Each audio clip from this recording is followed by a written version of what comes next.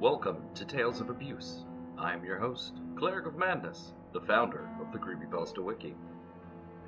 Tales of Abuse is a show where I look at the Wiki's abuse filter log to bring you stories lost to the filter and offer insight as to why the filters are there, as well as potential ways to better such stories. All content posted to the Wiki is CC BY-SA, though since linking is not an option, I will be offering critique and commentary such that the readings can be considered fair use. This is not a show for belittling or humiliating authors, just a show to help people learn and improve. Today's episode is Spongebob, That's It, by Zuckles. I used to get Spongebob VHS tapes when I was a kid. I loved Spongebob, and as how I got it, I would always beg my mom to buy the new episode because I was too lazy to wait on TV. Now let's get to the action.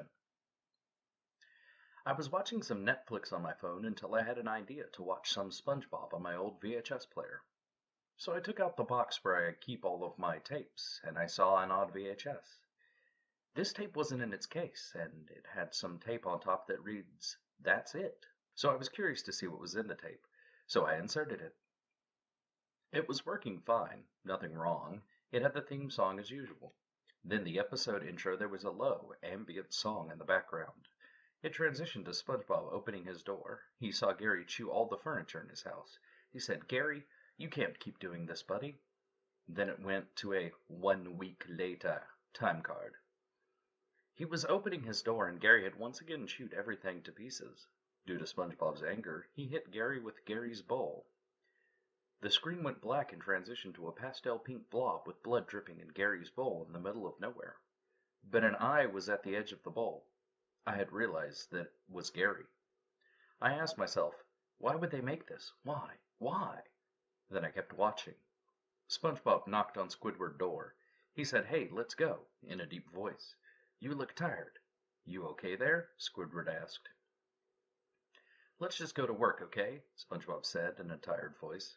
Mr. Krabs saw SpongeBob and said, "Whoa there, boy. You should get some shut-eye." SpongeBob replied with, "Can I just do my job?" "So you're being disrespectful now, eh? My office, now," Mr. Krabs exclaimed. Meanwhile, while Squidward was taking orders, he heard a choking noise. He saw that Mr. Krabs' window on his door was barricaded, but it was still open. He saw Mr. Krabs on the ground with glass shards on his face and his throat slit open. He saw one of the windows in his office were smashed. It then cuts to SpongeBob sitting on his bed. His hands were bloody, face was wounded, he was full of anger and guilt. He heard Patrick knock on his door. He said, "Go away."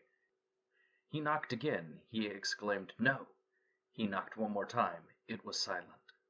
He opened the door and is walking toward Patrick. He stopped when Patrick was about to hit the road. And then he kicked Patrick, and he was immediately run over by a bus.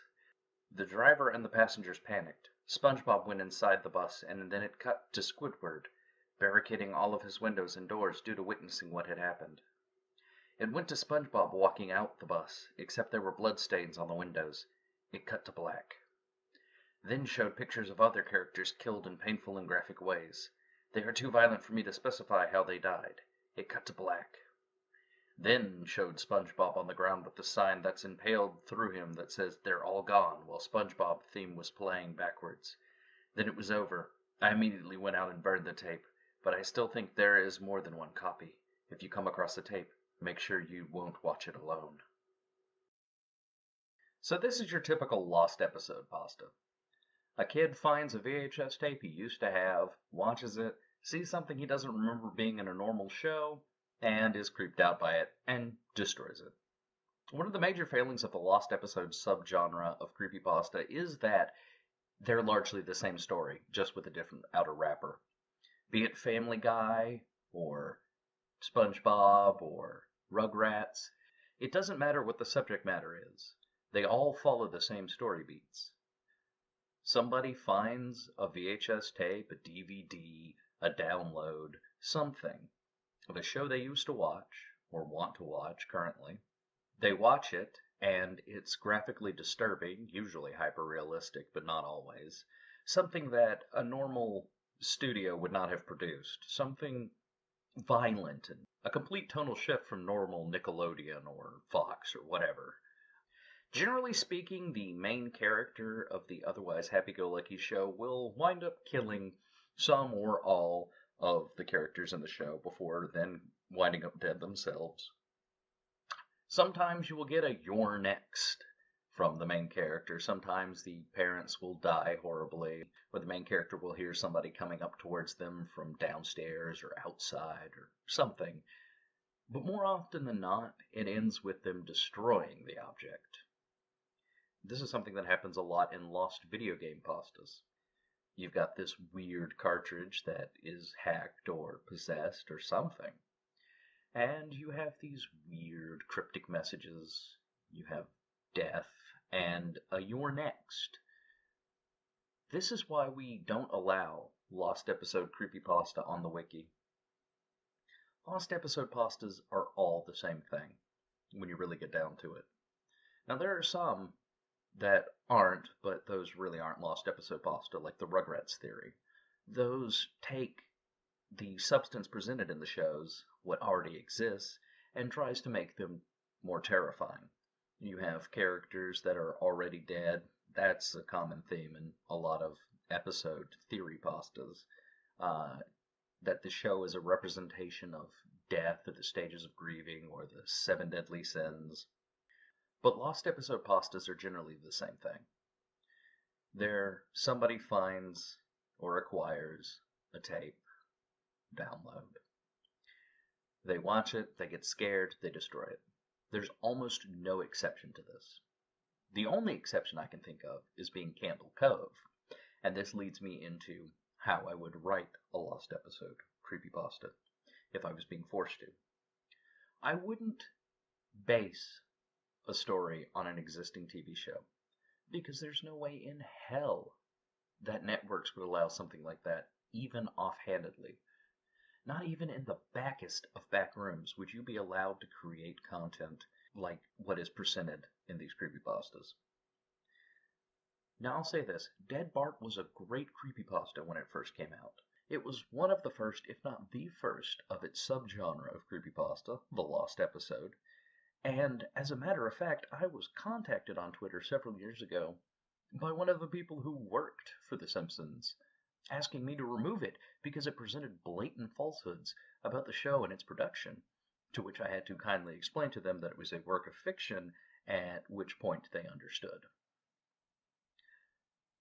Where Candle Cove really succeeds and where most lost episodes fail is that lost episodes, unlike Candle Cove, take an existing premise, the lost episode subgenre itself and what was once popular, and basically doesn't do much with the pieces it's given. Instead, it just takes the blocks, repaints them, shuffles them up a little bit, and then presents them as their own work. Now, what Candle Cove did was Candle Cove presented a false TV show, something that never existed, and was able to build a narrative around an experience based on watching it. The entire series is lost at that point, and that's really where I would come into my own as writing a lost episode. I would present a cartoon that would seem legitimate, something maybe foreign. Maybe I was traveling in another country when I was younger with my parents on vacation, somewhere in France maybe, and I saw a television show that was really weird. I would relate my accounts and try to find message boards where they discussed the show, and maybe this lost show was mistakenly aired. Maybe it was something that was dark, but with a subtext that a foreign audience wouldn't understand. Maybe in the course of my investigation, I would find out that the main writer for the show, whatever it may be, was a convicted murderer, and comes to find out that he would use the tortured voices of the children that he killed as the voice actors. That way, the horror isn't reliant on something that already exists in an unnatural, impossible way. That way, the horror, and I talk about this a lot, but that way the horror is human-based, something that could happen to you, because creepypastas that could happen to anyone else, like The Smiling Man, which is a Reddit post about a man who recounts a time where he was walking home and this guy was grinning unnaturally, dancing towards him, and then just walks off. And it was such a terrifying account because it could happen to anyone. And so, if you take something that's human based and not spooky monster haunted cartridge VHS corruption weirdness, you get this horror based in reality, and that's a very delicious dish. Something that you could go to your local restaurant and buy, because your local restaurant is the streets, your local restaurant is everyday life. It's not a bowl of noodles you could only find on the internet. This is a bowl of noodles with locally sourced horror sauce that you could find in the cabinet of any ordinary person. I hope the Geneva Convention doesn't cover tortured metaphors. But I will say this. If you were going to write a lost episode creepypasta, I would suggest you look at existing cartoons and what makes them appeal to children. And then you take that premise, you transform it into something with an undercurrent of terror, something with an undercurrent of something unnatural, something hidden right below the surface. And then you have the main character find out that there is something terrifying behind the director, the creator, whatever. Maybe he murdered people and used that as inspiration for the episodes. Maybe one of the characters constantly says they're sorry, and that was his wife who he brutally murdered, and this was his confession of sorts. Though I am quite partial to the whole using the tortured children, although it might be a little bit cliche at this point. But that is how I would make a delicious bowl of creepypasta. Create something wholly unique, something that sounds plausible and is otherwise normal, and give it a horrifying spin. This has been Tales of Abuse, and I have been Cleric of Madness.